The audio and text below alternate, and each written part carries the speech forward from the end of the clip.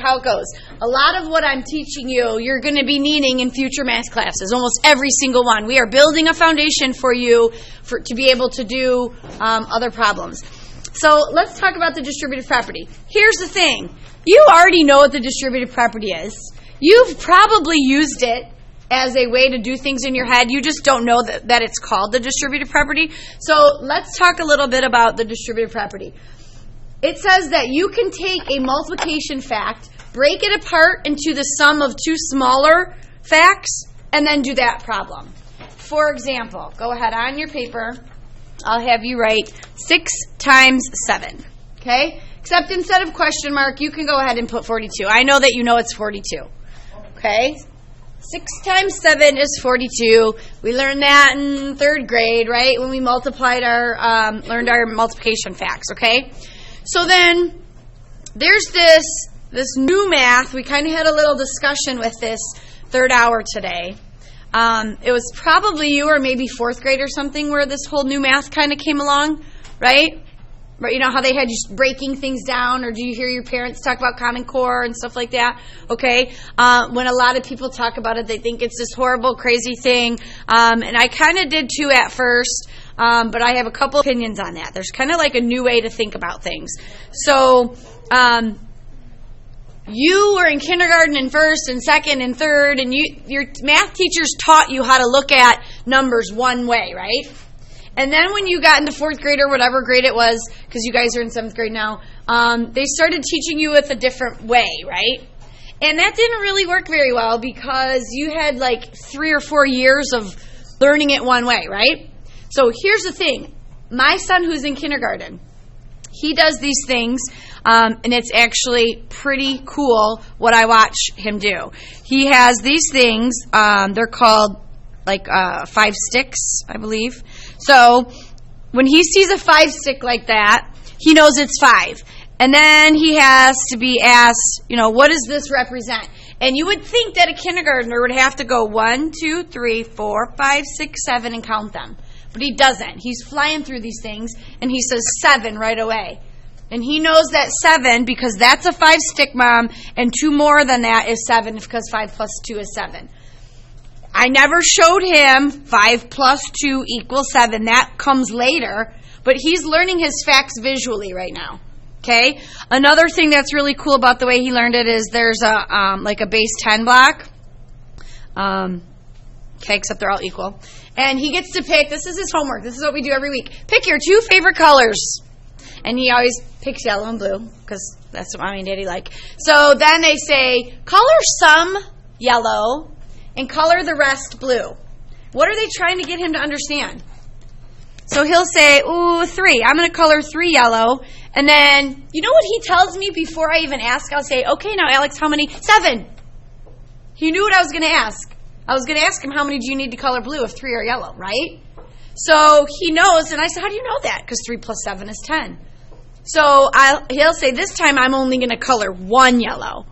Then that means I have to color 9 blue. So do you see what this is? If you would have started out like this maybe, and then worked your way up, maybe that new math that you were given in 4th grade would have made sense. Because this is making sense to me as a math teacher. It's making sense to my kindergartner who's flying through his math because of the way it's being introduced. So the reason I'm talking about that is because they talk about number bonds. Were you there for number bonds? No? Okay.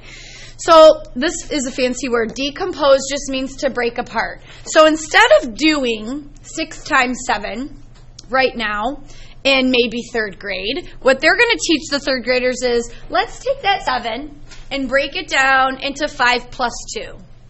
Okay? And so then what we can do with that is, instead of taking that 7 and doing it times the 6, we're going to replace that 7 with a 5 plus 2. Good so far? Okay. And then, you know what they're going to say? I'm going to just take that 6 and multiply it by each of these. I'm going to take the 6 and multiply it by the 5. I'm going to take the 6 and multiply it by the 2.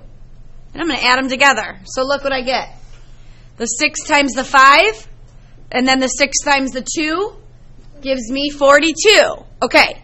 I know what you're thinking. You're thinking, you are crazy if you think every time you ask me to do 6 times 7, I'm going to do everything you just did. Yeah, I would say you were crazy too, because I'm not asking you to do that.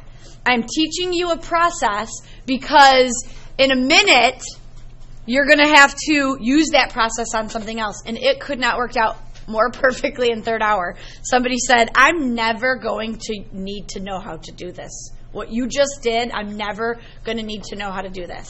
Okay? And then I thought, yeah, as a math teacher, I have to make something up, don't I? I have to say, yeah, you're going to use it when you are in the grocery line and you need to. No. Guess what? Unless you're going to be a math teacher, there are certain things you just don't need to know. This is something, so I kind of left it at that. And then here's what happened. It was, I couldn't have worked out more perfectly. So I said, okay, let's get on with the lesson. If I were to ask you to do 5 times 3 plus 4, or 3 times 4.25. So let's come back to this in a second. Actually, just hold off on this. So I said, what would be the best way for you to figure out that answer? Everybody's first choice, I would grab my phone and I would plug it in my calculator, right? That was everybody's first choice.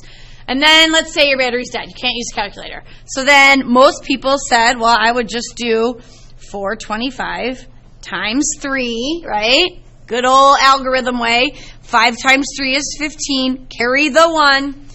6 plus 1 is 7. 3 times 4. Oh, and then hopefully you remember to move the decimal over, and it's 1275. Anybody know a better way to do that in your head without a calculator, without a paper and pencil? Go ahead. Could you use either or? Which one? What do you mean? The 5, 3. Oh, no. We're going to do this in a second. Yeah. I shouldn't have written this right now. How else could you do that in your head? You could just do 3 times 4 plus 25. But that wouldn't give you the right answer. But you're on track. You're right on track. James. Oh, you do 3 times 4, then 3 times 0.25.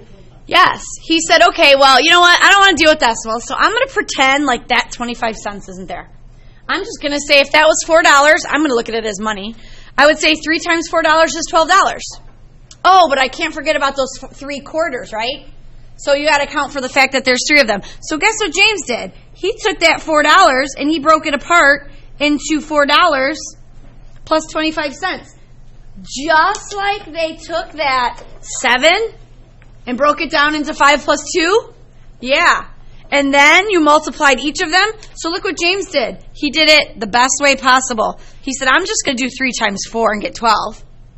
Then I'm going to add it to whatever 3 quarters is, and that's 75 cents, and that's $12.75. Guess what James did? He used the distributive property, and he didn't even know it, right? Yes. Once you use it for parentheses or whatever, yeah. Say that for here. Yeah. Once you do Shh.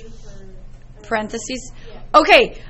Well, yes, you could. So did you hear what Brian just asked? Wouldn't you do the parentheses first? But if I added what's here, then I would get back to that. So we're undoing what was in the parentheses to make it easier on us. Okay? So that is the distributive property. And here, you want to know what's so funny about this? Remember when the kid said, that's crazy. That's way too much work to do. I'm never going to use something like that. When I asked you to raise your hand, who do you think raised their hand and said, I did it this way? The same kid who said, that's the craziest thing. I'm never going to use that in my life. You just did. He's the one that raised his hand and said, oh, first I would break it down. And I went, you mean like this? Like you're never going to use it? You just did. And he was like, oh, gotcha. Okay, so the whole point is you don't think you're going to need it, but you might. Okay, so let's get to this problem. All right? Oh, and you know what? Here's another thing. Let's talk a little bit more about this whole breaking it down thing. So my fourth grade daughter, she says to me, she was learning like multiplication. She comes home from school one day and was doing 46 times 5. I don't want to do 5. Let's say 8. Okay? And, single digit times double digit. And she said, 8 times 6 is 48. And I went, what? Stop. And I said, why did you put the 4 right there? She said, because Ms. McCarthy told me to. And I said, no, the 4 goes up here, right? Isn't that what you guys think? Okay, remember, this is new math. She goes, "Just let me finish, Mom." Gosh, I hate my mom's a math teacher. Why does my mom have to be a math teacher? And so then I said, okay, go ahead and finish. So she looks at me with this snotty mouth, and she goes, 6 times 8 is 48. And then she goes, and I was like floored what she said next. 8 times 40. And I went, whoa, that's a 4. She goes, but it's in the tens place, so it's really a 40. I was like, holy smokes, that's really awesome. Because you're not multiplying it 8 times 4 and adding those extra. You're multiplying 8 times 40. And what's 8 times 40? 320. And what do you get when you add 48 plus 320? Okay? So if you would have done it the old school way, you would have put the 48 here, and you would have said 8 times 4 is 32, plus 4 is 36, and then if you would have had to do a double digit, you would have put it here. This makes sense, right? She knows, because look what she did. She basically took that and broke it down and just multiplied the 8 times the 40, boom, the 8 times the 6, boom, and added it together. Yes. Yeah, it does. It seems like it is. And here's the trick. Guess what? They teach it to them this way so they understand where the answer comes from. And then after the kids show that they really understand it, then the teachers say, hey guys, I have a really cool shortcut. Do you want to learn it? And they're like, yes. And then imagine doing days and days and weeks of this. But imagine how well you understand it. And then they teach you how to do this. You would be like, woohoo, that's the best thing ever. That's so short, right? So that's kind of the whole reason behind this. That makes sense, right? 52 times 7. 7 times 2 is 14. 50 times 7 is 350. Add that together and you get 364. So you don't have to do a bunch of them that way, right? Okay, so let's get back up to this problem. So we are back in our notes, and we are at 5 times 3 plus 4. And my question to you is, how would you do that problem? What is the quickest way to get the answer to that problem? You would do what, Brian? I do 3 plus 4. Mm-hmm. Multiply by 5. Yeah, and you know what? That's what I would do too. Because that's what order of operation says. It says first do 3 plus 4, get 7, then take that 7 and multiply it by 5. And I got my answer. Okay? So, that there is also another way. I can't imagine in a million years why anybody would really do it this way, but they could. Question or comment? Go ahead, yep. Yeah, so what Eladio said is, I remember what you did up here. And he said, go ahead, watch here guys. Take the 5 and multiply it by the 3. And then add it to the 5 and multiplied by the 4. And what's 5 times 3? And 5 times 4. This is the distributive property. And now let's talk about how it relates to what we're about to do today. Because all that stuff that I just showed you, you would never do that problem that way. But what happens if you get to this problem where I ask you to do that? And you just learned last week in pre-algebra, 3rd trimester, that x and 4 are not like terms. You can only add them if they both have x's or if they both don't have x's, right? Yeah. Well, one's got one and one doesn't. I cannot make that 4x. You know that. So now what other option do you have? You only have this option, right? You have to do this problem. So you know what you're going to do? You're going to take every term in this parentheses and multiply it by 5. Okay? You're going to do the 5 times the x and the 5 times the 4. So what do you think your answer is? Not times. 5x plus 20. You want to know why it's a plus sign in the middle? Because a positive 5 times a positive 4 is a positive 20. Simple as that. So what do you think this answer is? 4x plus 32. Done. You just multiply everything in here, every term, 4x plus 32. What about 2 times 3x plus 1? Be careful. 5x Not 5. It's multiplying. Okay, so listen. This brings up a good question. That doesn't have an x, but that does. You know what? Who cares? Because you're multiplying. You can't add them if they both don't have x's, but you can sure multiply them. So you know what? I got 6x plus 2. Done. This is really what we're doing today. Okay, I got to add a couple little steps to it. But basically, we're doing your times tables today. Okay, how does this, don't shout, how's that going to change my answer? By changing that plus 4 to a minus 4, that positive 4 to a negative 4. It's going to make you subtract 4. You got to multiply Yep. that, and you got to subtract 4. So this is 5 times x, which is still 5x. But this is 5 times negative 4, which is, watch. What's a positive 5 times a negative 4? Negative 20. Ooh, looks like a minus. I know, it's really a negative. Quick, before you forget, 8 times 3x minus 2. Figure out what you think it is. Write an answer down.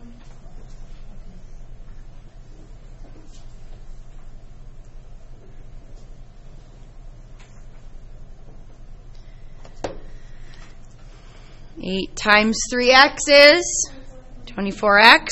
And 8 times negative 2 is not 16, it's negative 16. Okay, I got one more trick to throw in here.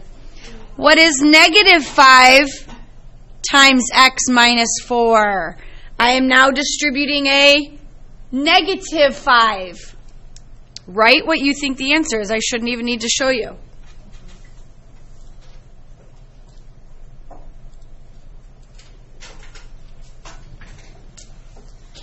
What do you think, Eric? Negative 5x minus 20. Ooh, close. Negative 5 times negative 4 is what? Just good. Positive 20. Try this one. Negative 3 times negative 2x plus 10. Try it.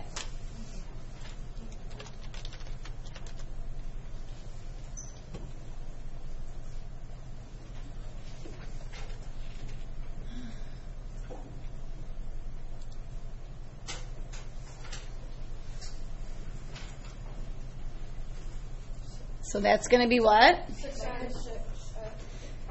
6x is positive, and negative 3 times 10 is negative 30. That's all there is to it. So let me show you what your